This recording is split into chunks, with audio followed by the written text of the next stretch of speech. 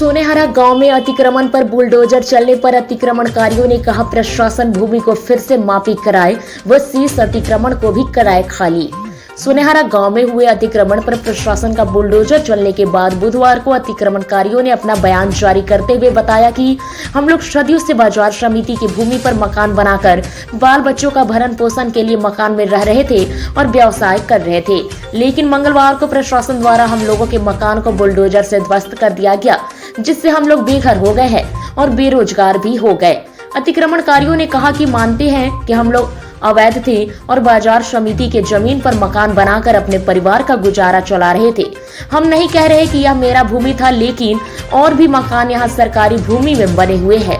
हम लोग विभाग के वरीय पदाधिकारियों से कहना है कि क्षेत्र में जो भी सरकारी भूमि पर घर बना हो और सरकारी भूमि का अतिक्रमण हुआ हो वह सरकारी भूमि अतिक्रमण मुक्त होने चाहिए, नहीं तो हम लोग समझेंगे कि हम लोगों के साथ अन्याय हो रहा है। लोगों ने कहा कि विभाग की मापी से अभी तक 25 लोग नामजद अतिक्रमणकारी हैं, लेकिन इससे हम लोग संतुष्ट नहीं है। कहा कि विभाग फिर से नापी करे और सीमांकन करे, जो भी अतिक्रमण किए होंगे उसे भी खाली करे, सिर्फ हम लोगों का ही नहीं। कहा कि घर उजड़ने से हम लोग बेरोजगार हो गए हैं तो भीख नहीं मांगने जाएंगे। हम लोग नाखुश नहीं है बल्कि खुश है। प्रशासन सबके साथ एक जैसा नियम लगाए, नहीं तो हम लोग मानेंगे कि हम लोगों के ऊपर अन्याय हो रहा है। मैं सदियों से बाजार में अपना दुकान बना करके अपने बाल बच्चों को भरण पोषण कर रहे थे, लेकिन आज प्रशासन द्वारा हम लोग को मकान के बुलडोजर से गिरा दिया तो हम लोग बेघर हो गए, बेरोजगार हो गए।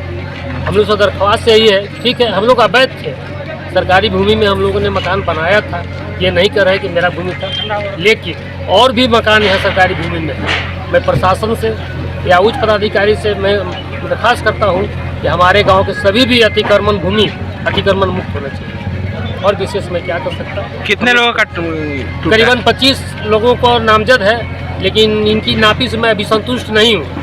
इन्होंने फिर से नापी करें और नापी करके दागी करके बाकी जितने भी हैं सबको उजाड़े हैं। हम लोग उजड़ा, हम लोग खुश हैं, हम लोग नाखुश नहीं हैं। बेरोजगार होकर भी हम लोग खुश हैं। ऐसा बात नहीं है कि हम लोग बेरोजगार से भीख मांगने लाएंगे, लेकिन नहीं, सबके साथ एक अन्याय होना चाहिए, नहीं तो हमारे साथ अन्याय होगा।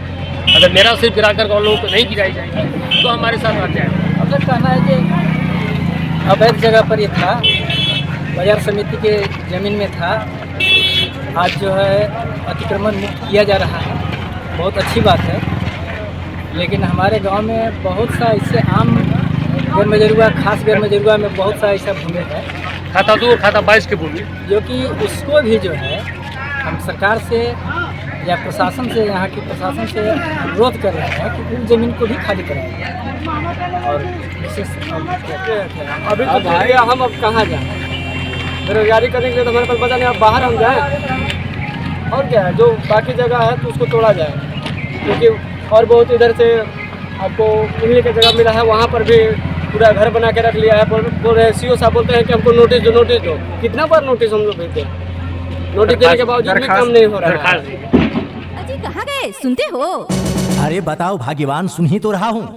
अजी देखो ना, अपने आसपास के सभी लोग अपने बच्चों का एडमिशन पैराडाइज पब्लिक स्कूल में करवाने जा रहे हैं। क्या पैराडाइज पब्लिक स्कूल में? हाँ, पैराडाइज पब्लिक स्कूल। सुना है कि वहाँ की शिक्षा व्यवस्था बहुत अच्छी है।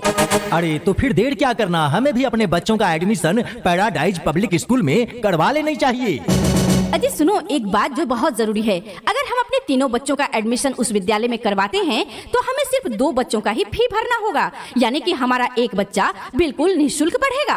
तब तो स्कूल की फीस महंगी होगी। अरे नहीं, ऐसी बात नहीं है, बिल्कुल कम फी में गुणवत्तापूर्ण शिक्षा प्रदान करती है अपना विद्यालय पैराडाइज पब्लिक स्कूल। अरे ये तो बहुत अच्छी बात है, तो मैं अभी तुरंत जाता हूँ। हाँ हाँ, जल्दी जाओ।